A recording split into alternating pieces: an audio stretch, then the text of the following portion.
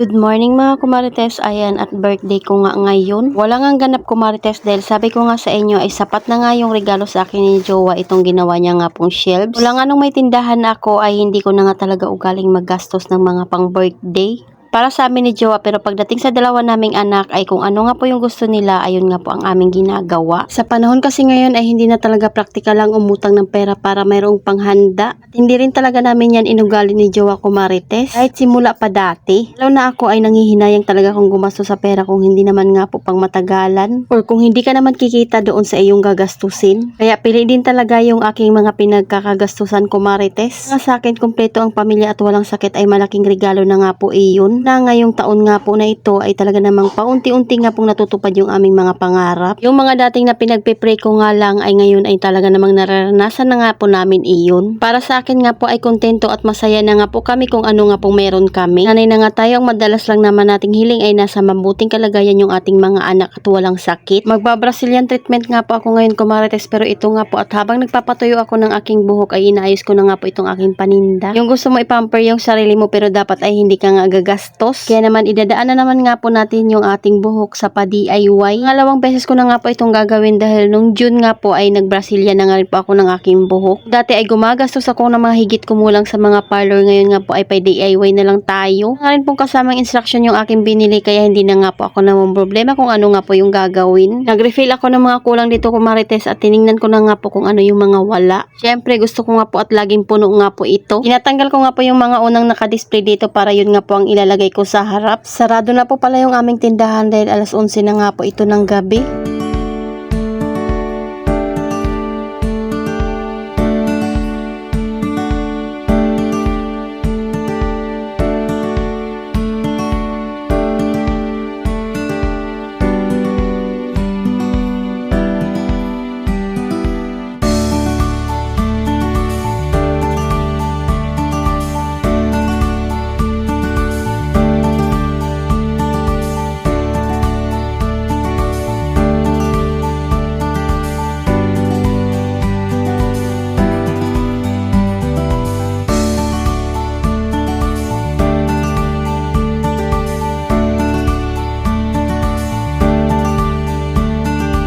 Bumili na naman nga po ako ng storage at sa ref nga po ito ginagamit, pero dahil gustong gusto ko nga po siya gamitin sa tindahan ay dinamihan ko na nga. Ano ba naman at 8 pesos nga lang po ito doon sa Black App. Magagamit ko nga ito sa pag-organize dito sa aking munting tindahan. Kaya na to umpisan ko na nga maglagay nitong ating pang Brazilian. Pero dahil basa pa nga po itong aking buhok kaya kailangan ko nga muna itong i-blower. Kailangan kasi ay 80% nga lang po nabasa yung iyong buhok.